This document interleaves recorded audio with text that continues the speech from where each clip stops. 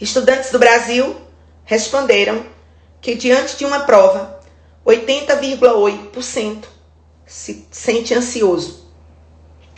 Os estudantes dos países desenvolvidos, outros em desenvolvimento, como Rússia, China, Índia, que fazem parte da OCDE, disseram só 55%.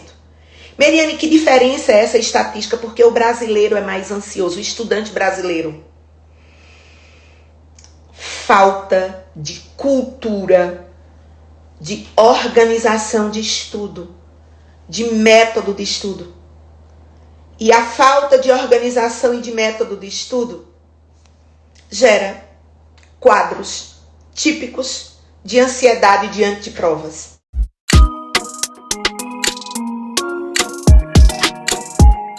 Porque a ansiedade não vai lhe deixar passar em medicina?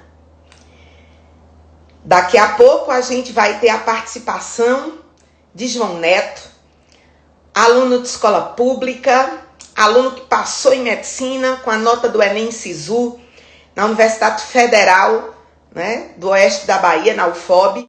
O que é a ansiedade? Para o Ministério da Saúde, levando-se em conta, o aspecto técnico, devemos entender a ansiedade como um fenômeno que ora nos beneficia e ora nos prejudica. A ansiedade é um fenômeno natural de qualquer animal, inclusive de nós, seres humanos, e que ela vai nos estimular a tomar uma atitude. A ansiedade biológica, normal. Mas a ansiedade exagerada, ela nos paralisa. Isso.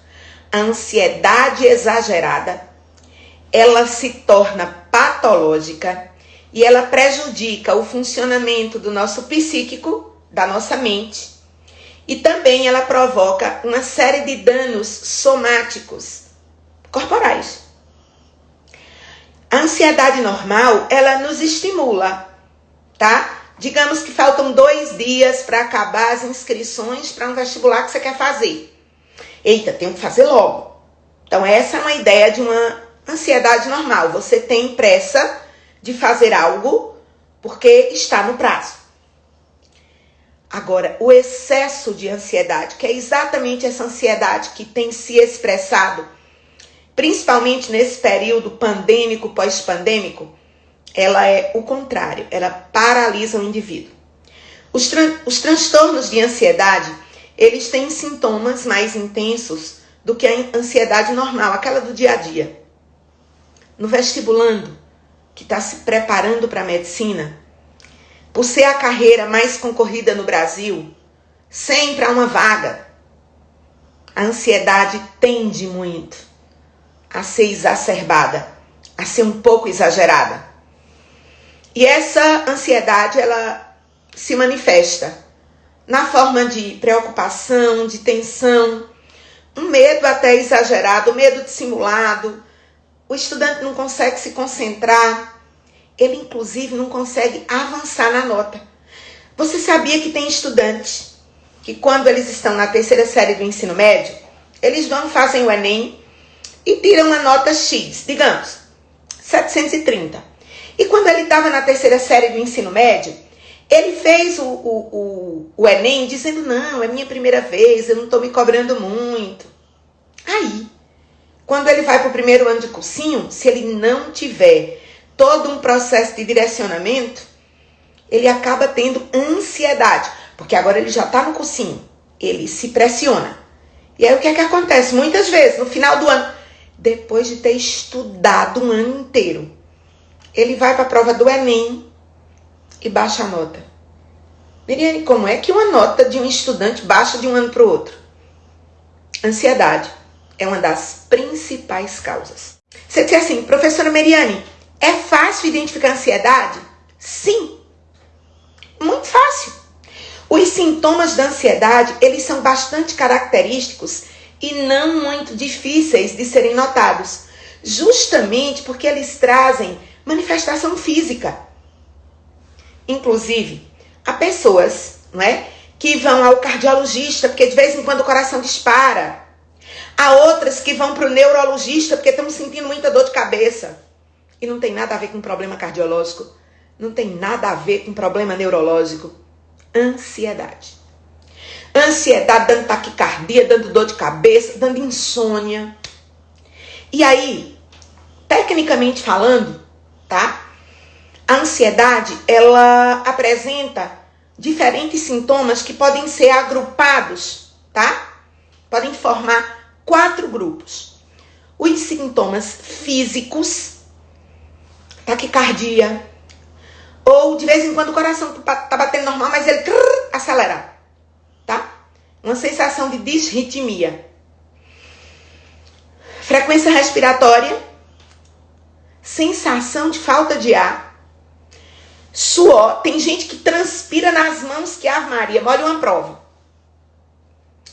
Tensão muscular, pescoço fica duro, tá?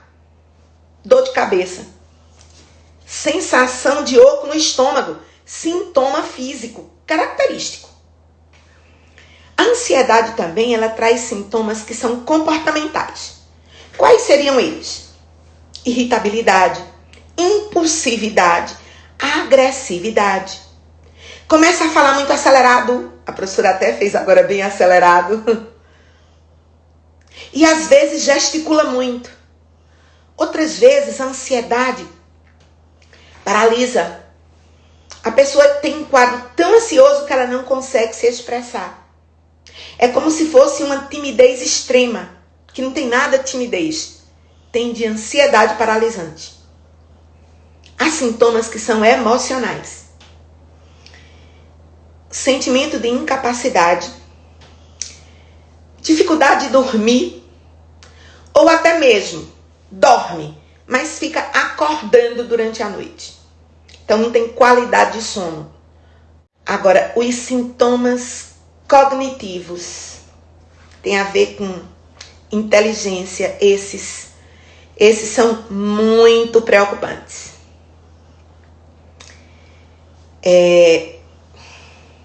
Problema de concentração e de memória. Você estuda, mas não guarda a informação. Excesso de preocupação. Dificuldade de tomar uma decisão. Tipo, tô respondendo uma questão. Tá na cara que é a letra B, mas você fica com dificuldade de marcar a B. Ansiedade gera isso. Tá? Nervosismo e um pensamento de que nada vai dar certo. Estatisticamente foi feito uma pesquisa na prova do PISA, né? O PISA é um exame internacional sobre conhecimentos na área de linguagens, matemática e ciências da natureza, né? Imagina, é um Enem internacional, tá? Por favor, a professora fez aqui uma metáfora. E aí eles fizeram uma pesquisa e o que é que eles identificaram? Dos estudantes brasileiros, 80,8% declarou que se sentia ansioso lá na hora da prova. Agora, dos estudantes dos outros países que fazem parte da OCDE, que são os países desenvolvidos, tá? Os países europeus, China, né? Ou com desenvolvimento acelerado. Os Estados Unidos, o percentual de estudantes que se declararam ansiosos foi 55,5%. Vamos nos deter a esse número. Estudantes do Brasil responderam que diante de uma prova, 80,8% se sente ansioso. Os estudantes dos países desenvolvidos, outros em desenvolvimento, como Rússia, China, Índia, que fazem parte da OCDE, disseram só 55%. Meriane, que diferença é essa estatística? Porque o brasileiro é mais ansioso, o estudante brasileiro. Falta de cultura, de organização de estudo, de método de estudo. E a falta de organização e de método de estudo gera quadros típicos de ansiedade diante de provas. E isso, gente, não é uma afirmação da professora Meriane. É o resultado de uma pesquisa internacional da qual participaram mais de 80 países. Nós somos o primeiro lugar do mundo em ansiedade de população e de estudantes. Sabe aquela história do jeitinho brasileiro de não organizar e não se planejar para as coisas? Gera esse processo de ansiedade exacerbada. Inclusive, falando em ansiedade exacerbada, todo mundo viu recentemente na imprensa aquele caso dos 26 estudantes da cidade de Recife, né, de uma escola de referência, que fica no bairro lá da Tamarineira. Eles tiveram uma crise coletiva de ansiedade. Como é que isso aconteceu? Uma estudante se sentiu mal e desmaiou. Sim, a ansiedade pode gerar isso. Os outros começaram a chorar e eles estavam ansiosos também, e isso foi ficando uma onda de ansiedade. Teve que ir um monte de ambulância e de moto do SAMU, 16 profissionais médicos para atender esses 26 pessoas, entre médicos, enfermeiros e fisioterapeutas, tá? Era um filme de terror. Imagina 26 pessoas desmaiando, tô aqui, tô acolá. Mary, tudo isso foi ansiedade? Foi. Foi frescura desses alunos? Não. Foi ansiedade. Então, por que a ansiedade não vai lhe deixar passar em medicina? Neurocientistas, gente, da Universidade da Califórnia, no ano de 2018, eles provaram, utilizando um equipamento, tá, que a neurologia usa, que é um exame chamado de encefalografia intracraniana, tá? Parece com um exame encefalograma, mas é algo mais sofisticado. E o que é que esses pesquisadores neurocientistas da Universidade da Califórnia, que fica lá na cidade de São Francisco, nos Estados Unidos, uma universidade imensa e linda, eles descobriram, detectaram. Eles detectaram que a ansiedade altera as sinapses entre a amígdala cerebral, que é um grupo de neurônios que faz parte do sistema límbico. O sistema límbico é como se fosse uma subdivisão do nosso sistema nervoso, tá certo? Que controla nossas emoções. As sinapses entre a amígdala e o hipocampo está entre as nossas duas metades cerebrais, entre os nossos chamados lóbulos temporais do cérebro, tá? E ele é responsável pelo armazenamento temporário da memória. Então, foi detectado em exame que, olha que coisa interessante, o processo de ansiedade afeta as sinapses, a comunicação entre a amígdala e o hipocampo. Mas o que é que isso tem a ver com a aprendizagem, professora? Tudo. Gente, para formar a memória de longa duração, tudo que você estudou durante o dia, quando você vai dormir, o conhecimento ele vai seguir um trajeto. A amígdala vai mandar ele para o hipocampo. E do hipocampo, durante a noite, ele vem aqui para o nosso córtex frontal, para essa área aqui do cérebro. E aí se estabelece, vai sendo estabelecida e formada a memória de longa duração. Imagina que foi detectado que a ansiedade interfere, não é suspeita, diagnosticado por exame de eletroencefalografia intracraniana. A ansiedade, ela interfere nessa passagem natural de conhecimento, tá certo? E ao interferir nessa passagem natural de conhecimento, você estuda, mas não aprende. Simples assim. Então, resumindo, para você fazer a prova do Enem, você não precisa, de forma nenhuma, saber esse caminho, amígdala cerebral, hipocampo, neocórtex. Não, não. Você precisa saber que ansiedade, você estuda e você não aprende. E o impacto da ansiedade no cérebro, ele é enorme, gente. Tem uma coisinha pior, para terminar de estragar. No processo de ansiedade, nós temos a liberação de um hormônio chamado cortisol e de um hormônio também chamado adrenalina. Eles são liberados pelas glândulas adrenais suprarrenais, tá? Esses hormônios invadem a corrente sanguínea e eles simplesmente vão destruir neurônios e neurotransmissores do hipocampo. Ou seja, o caminho da memória vai ser quebrado, vai ser destruído. Em resumo, por que é que a ansiedade não vai lhe deixar passar em medicina? Porque você estuda e não aprende. Porque o cortisol, a adrenalina, vão acabar com os neurotransmissores da aprendizagem, serotonina, dopamina, e com o tráfego de informação de sinapses do aprendizado. Então, é isso o que é grave em você ter esse processo de ansiedade. E, como eu disse, a ansiedade tem vários sintomas. Desde a dificuldade de se concentrar, tá certo? Desde a dificuldade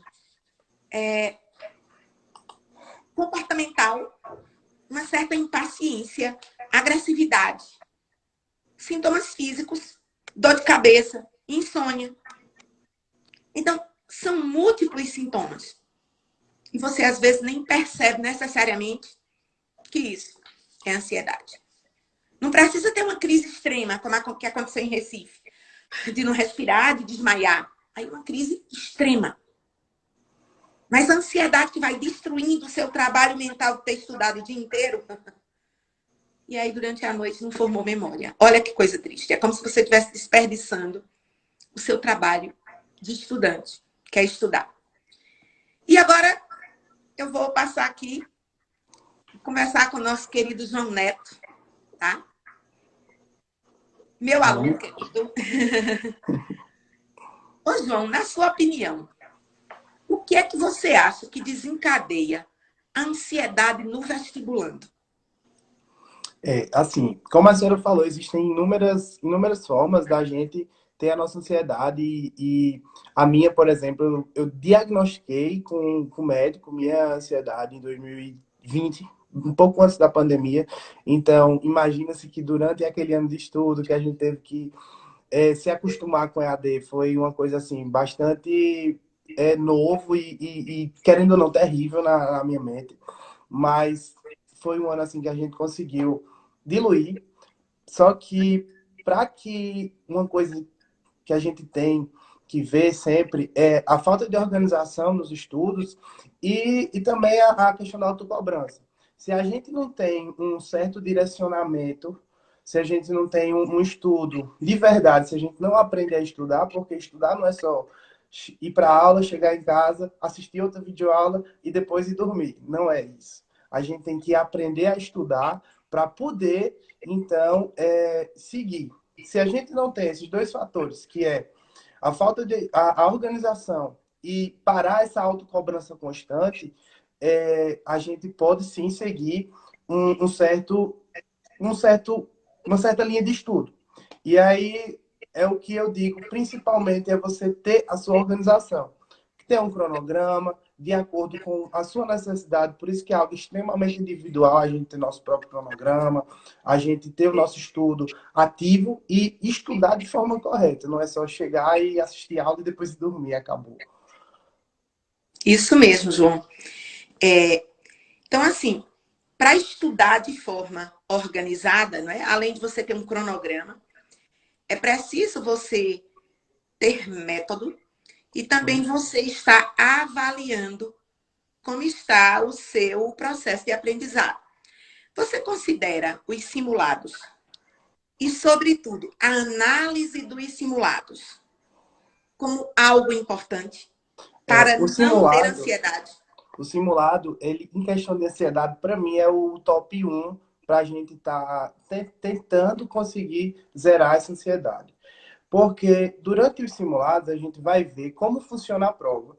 E lá nós vamos aplicar as técnicas que a gente estuda, as técnicas de estudo que a gente estuda. Ou seja, é muito importante essa questão do simulado em si, de ir para o simulado presencial, de estar naquela sala, de ter o processo de acordar cedo, de ter uma alimentação balanceada para a gente ter um rendimento maior. E muito importante também o pós-simulado, que é essa questão da correção de provas, da gente estar lá pesquisando o que é que eu errei naquela questão, por que é que eu errei, saber pesquisar quais são os erros para saber contornar aquilo. É Sim, extremamente importante ter esse acompanhamento. é porque fazer o simulado e não ver, e não analisar o resultado, e não ter alguém que analise criticamente o resultado, Sim, né? É como se você estivesse fazendo uma prova onde você está se colocando num processo de testagem e você não quer saber do resultado. do É como resultado. se você fizesse um exame de sangue e não levasse para o médico, tá? Sim, Você faz o exame de sangue, não leva para o médico, não vai você servir de aquele nada, exame de sangue não guardado. valeu nada, tá? Sim, Então, esse fazer o simulado e analisar e ter alguém que analise junto com você o resultado é fazer o exame e levar para o médico. E alguém que entenda o suficiente de Enem, de aprovação para fazer isso. E aí eu quero dizer para vocês que durante o ano de 2021 eu acompanhei João, tá? O ano inteiro. Mas antes da gente discutir isso, tá? Eu queria, João, te fazer uma pergunta. Uma pergunta bem simples. Lembra aí do momento da prova do Enem 2021? Você me disse que sentiu ansiedade lá naqueles minutos que antecedem a prova. Essa ansiedade, ela continuou durante toda a prova? Ou como é não. que aconteceu com essa ansiedade? Eu falo assim, eu vou falar até antes da prova, porque assim, eu lembro que durante a nossa revisão ano passado, eu cheguei para a Mary e falei assim, professor, eu acho que eu estou sentindo que esse é meu último ano aqui no cursinho, é uma energia diferente. Então, assim, isso faz parte da ansiedade boa. A gente lá, eu sentia aquela energia diferente, eu dizia, meu Deus, eu tô sentindo uma coisa boa, eu acho que vai dar certo, é meu último dia de aula. E aquele pré-ENEM, que foi assim, uns 3, 4 dias antes da prova, foi essa ansiedade boa. Aquela ansiedade que a gente vê que, caramba, eu passei o ano todo estudando, eu realmente estou revisando, eu lembro dos meus conteúdos que eu vi, eu tô massa para ir. E durante a prova, a gente sempre tem aquela questão. Para quem não sabe, eu morava sozinho em Petrolina durante esses anos, e aí essa questão de estar longe da família, estar longe dos pais, a família que eu amo muito, meus pais que eu amo muito, é uma coisa que é bastante complicada, principalmente para quem tem ansiedade. E aí, durante a prova os 2 domingos de Enem, minha família não pôde estar comigo, porque, felizmente, tem as obrigações aqui na cidade, mas aquele momento ali, pré-prova, é realmente algo que gera ansiedade, dizer, meu Deus, daqui a 20 minutos eu tenho uma prova que vai decidir parte do meu futuro. Só que quando você chega na prova, que você vai com a consciência de que você para lá, aquelas meia hora durante a prova que você sente e diz assim, eu vou respirar, vou contar até 10 e vou pensar do que eu fiz durante o meu ano. Eu estudei, eu fiz minha parte, eu tive meu lazer, eu tive minha vida social com os meus amigos, eu tive minha vida estudantil, eu fiz minha parte. Então, aquilo ali, durante aqueles 30 minutos, a gente tem aquele flashback de tudo que a gente fez durante o ano e vai dando aquela calma, aquela paz interior, porque você sabe que você fez o seu melhor e que você está disposto a colocar aquilo. Então, essa ansiedade passa geralmente no primeiro dia de prova, que a gente está ansioso para ver o tema de redação e para ver tudo aquilo que estudou durante o ano, mas aquelas meia horinha que você passa, se concentra, dá para a gente conseguir se virar. E aí, durante a prova, depois que passou aquelas meia hora que entrega a prova, a gente vê o tema, ativa o cérebro e vamos para cima. Vamos seguir o jogo, porque a gente sabe o que fez durante o ano e sabe que está ali para aplicar aquilo que foi estudado.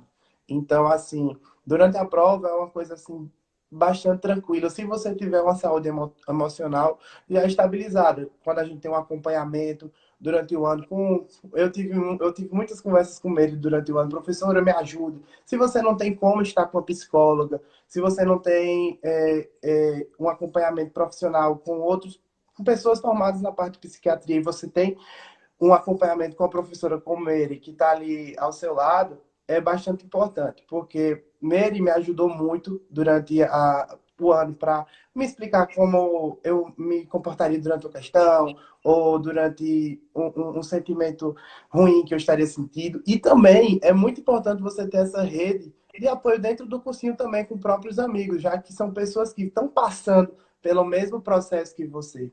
Daí, quando você junta tudo isso durante a prova, você passa a pensar, não, estou bem, calma, vamos lá, relaxe, vamos destruir o Enem. Porque você não pode pensar o seguinte, você tem que pensar o seguinte, na verdade, você vai deixar o Enem destruir você ou você vai destruir o Enem? A gente tem que ir com esse pensamento para a prova. Isso. Ô, João, o que é que você fez durante o ano de 2021 para superar a sua ansiedade? Me diz aí.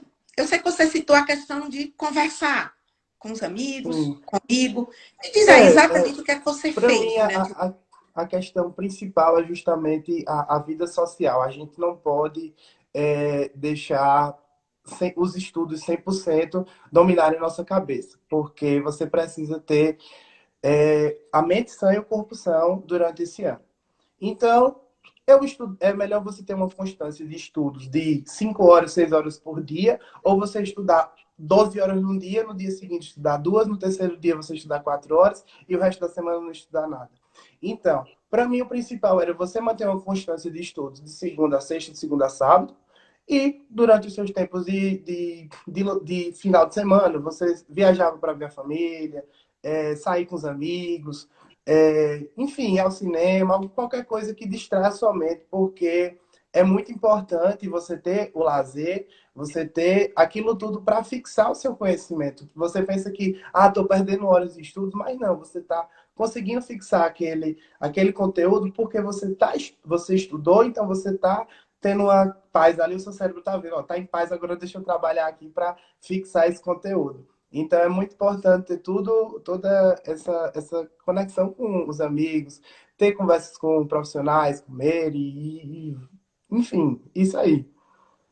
Isso, veja, João fez parte, tá, gente, de um grupo restrito de alunos que eu acompanhei muito de perto durante o ano de 2021. João, ele era um mentorado meu, né, sem saber que estava sendo mentorado, se bem que ele desconfiava. E aí, João, durante o ano de 2021, eu te perguntava como você estava com frequência. Uhum. Sempre primeiro, João Neto, vamos aqui na minha sala para conversar. Como é que você está? O simulado foi bom? E perguntava como estavam meus estudos e me direcionava a alguma coisa. Ó, João, não foca nisso não, você já está bem, vá fazer isso. Então, e passava a confiança de que aí você já chegava em casa, poxa, se Meire, que lida com esse tanto de aluno há tantos anos, está dizendo isso, então eu estou bem, vou seguir confiante. E ajuda na nossa autoconfiança bastante. É tanto que no início do ano eu cheguei assim para a Meire, Meire, será que vai dar certo para eu passar, professora? Acho que não vai dar, não, professor, não sei o quê. E ela, Jonete, vá para sua casa, vá dormir, você vai passar. E eu, Meire, eu acho que não vai dar certo, não. E aí foi aquela correria lá durante o SISU, que eu acho que a gente vai falar ainda, mas deu certo, Essa coisa cá da estou. correria do SISU, viu, gente? É porque nas madrugadas do SISU, o papel de uma mentora é ficar acordada, tá? É ficar acordada e conversar com cada aluno que está lá naquela gangorra. A decisão de onde vai deixar a nota, ela é crucial. E nós vivemos 3 madrugadas de emoção, não foi, Janete? Foi. Ó, e assim, é uma coisa que começa bem antes. No dia que saiu a nota do Enem, a parte importante é você procurar todas as universidades que você pode ir e ver peso, ver lista de espera, como era que era nos anos anteriores. Então, a gente tem que ter essa busca, além de pensar com o coração, a gente tem que pensar com a razão, porque não adianta eu colocar minha nota lá no Acre e eu saber que eu não vou poder ir. Ou seja, você perdeu sua nota e não vai poder concorrer em lugar nenhum. É tanto que durante o SISU foi uma correria porque eu estava conseguindo passar no Rio de Janeiro, na Federal Sim, do Rio de Janeiro, e eu sim. estava conseguindo, eu estava dentro das vagas da Federal da Bahia, mas eram as vagas que estavam ali no finalzinho, aquela nota de corte. Então foi uma nota de risco. Mas eu preferi pensar, bom, se eu jogar no Rio de Janeiro, eu vou poder ir? Não. Então, eu vou deixar na Federal do Oeste Baiano e colocar no segundo lugar que eu posso concorrer, que eu posso tentar concorrer. E assim foi feito. Preciso abriu, infelizmente eu não consegui passar, mas eu sabia que nas listas de remanejamento existiam muitas chances de passar, porque eram listas que rodavam. Então, você tem que saber esse estudo. Você tem que fazer esse pré-estudo de para onde eu posso ir, qual faculdade tem peso, qual a minha melhor nota para eu colocar o peso, onde eu devo focar, porque minha nota aumentou bastante com os pesos da UFOB, minha nota Isso. aumentou bastante com os pesos da UFRJ. Se eu chegasse na Univasf, provavelmente a gente não estaria tendo essa conversa, estaria estudando novamente para o Enem. Mas é muito importante você ter toda essa mentoria, porque você vai saber onde você vai jogar sua nota, você vai ter um norte e como vai se comportar as listas de espera, porque Mary, ela não só dizia assim, ó, Jonete, lista de espera tal, dava para você jogar. Ela vai lhe dar um leque de opções, de onde você vai poder ter umas opções de jogar sua nota e de você não se arrepender no futuro de ter perdido essa nota. Porque, gente, eu digo que Enem não é sorte, não é loteria, nem o SISU. Mas o SISU, eu comparo ele a uma bolsa de valores. Você tem que comprar a ação certa, calma. Porque na bolsa de valores a gente tem que olhar a tendência das ações para não perder dinheiro. Então, no SISU, tem que se olhar a tendência da nota, a tendência do remanejamento. E na UFOB, João, a gente dormiu na última vez que rodou a lista, ele estava dentro. E no dia que saiu, né? Você sabe que roda uma noite, a gente não sabe. Naquele dia, ele caiu posição.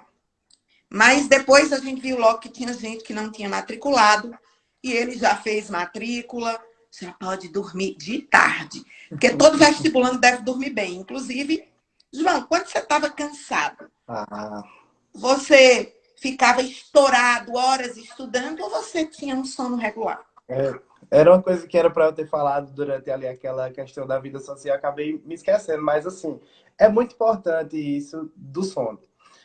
Eu lembro que às vezes eu chegava do cursinho de 10 horas da noite, e aí eu dizia, eu vou estudar 10 horas da noite para quê? Sabendo que eu tenho aula de manhã no outro dia. Eu vou dormir. Às vezes eu chegava até 6 horas do cursinho e dizia, tô com sono, vou dormir. Eu não deixava o meu, eu deixava o meu sono me controlar, às vezes. Obviamente você não pode tomar o luxo de fazer isso sempre, mas você chegava um dia que você viu que você rendeu, que você teve muita aula, você conseguiu estudar alguma coisa, fez algumas questões, poxa, dá uma recompensa para você. Pode dormir tranquilo e, assim, durante a questão de sono, durante o ano, dormia bem. Dormia 11 horas, meia-noite, acordava pela manhã, às 7 da manhã, às Isso, 6, que justamente era quando eu tinha aula nesses horários, de 7, 6 horas, 6 horas eu ia me preparar para ir para o cursinho.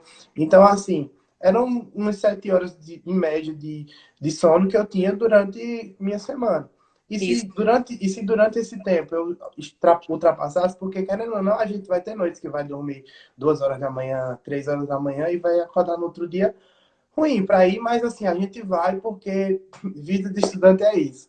Só que é o seguinte, se a gente chegar um dia, cheguei em casa, sei lá, 1 hora da tarde, pós-aula, e, poxa, eu tô com sono. O que é que custa você dar ao seu cérebro esse pouco de sono, aquela 1 hora de cochilo, 2 horas de cochilo, vai descansar seu cérebro, vai fazer você acordar bem para poder estudar mais ainda, porque se seu cérebro está descansado, você está descansado e vai conseguir render muito mais. fato, tá? Então, uma das coisas, assim, quando você estuda com organização, com técnica, com direcionamento, você aprende a estudar o tempo certo, na hora certa, a constância, o foco. João, quando você tinha que se organizar para estudar, né? Você estudou todos os feriados. De jeito nenhum, principalmente feriado e fim de semana. Quando a gente não tinha aula nos feriados, eu me daria sempre o luxo de fazer alguma coisa com os meus amigos, porque nem tudo é sobre vestibular. A gente tinha a gente tem o ano todinho para diluir o conteúdo. Então, não é um dia de feriado, não é um dia de sábado que vai destruir o que eu construí durante o ano. A gente tem que ter essa mentalidade de que um dia não vai matar os 365, os restos dos 364, né? Isso. E eu também ainda digo o seguinte: se você vai agora para o feriado de Páscoa, tá? Semana Santa e Páscoa. Se você vai para esse feriado lotado de matéria atrasada, tem coisa errada na sua jornada de estudos. Um estudante que tem organização e técnica, ele pode até ter alguma atividade para algum dia do feriado, mas ele não vai passar 10, 12 horas de cada dia do feriado tem que estudar, não. Sim. Tá? É ter organização, porque assim, se você tem 10 matérias de conteúdo para estudar, 10 matérias é relativamente pouco quando a gente compara o macro de várias matérias que a gente tem, e são poucos, 10 conteúdos que eu falo, 10 matérias. 10 conteúdos é pouco para a gente diluir. Ah, se eu tenho 4 dias de Páscoa, eu estudo 3 num dia, 3 no outro, e o restante eu estudo durante os dias de férias. Não tem para que eu acabar com esses 4 dias de feriado de Páscoa sabendo que o meu próximo feriado só vai ser lá para o São João. Então, tem que pensar, tem que ter a questão da organização. Se eu vou ter esse feriado agora e o meu próximo é só lá no São João, então eu vou aproveitar agora o máximo que eu puder. Se eu conseguir diluir algum conteúdo agora, vamos estudar, mas sabendo que o meu próximo feriado é só lá no São João. E a partir do meio do ano para o final, é uma correria que só quem já tem conhecimento disso sabe que é uma loucura, é muita coisa assim atrás da outra. Então é importante ter a organização a partir de agora. Eu digo, desde o primeiro ano de cursinho que eu fiz, esse feriado de agora para o São João até o fim do ano é um é um piscar de olhos e é importantíssimo ter a organização a partir de agora. Exatamente. Eu digo que você precisa estar conectado com quem estuda organizado não tem ansiedade, gente. Os meus alunos mentorados que estudam organizados não têm ansiedade.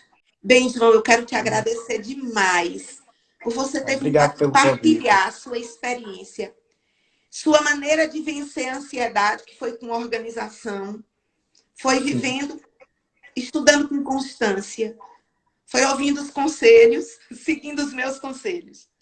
E eu queria que você dissesse alguma palavra, uma mensagem. O que você gostaria de dizer para um candidato que está agora? Estamos a 210 dias do Enem 2022. O que você gostaria de dizer para um estudante que está nesse momento? Acho que é tudo que eu resumi em tudo que eu falei.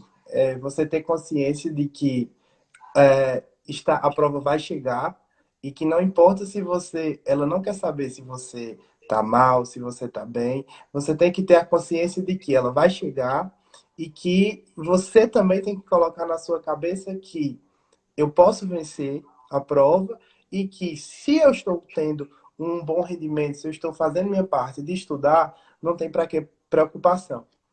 Eu acho que para mim é o básico. E finalizando com o que eu falei agora há pouco. Ou você vai deixar o Enem destruir você, ou você vai destruir o Enem. Para mim, acho que o principal é se pensar agora.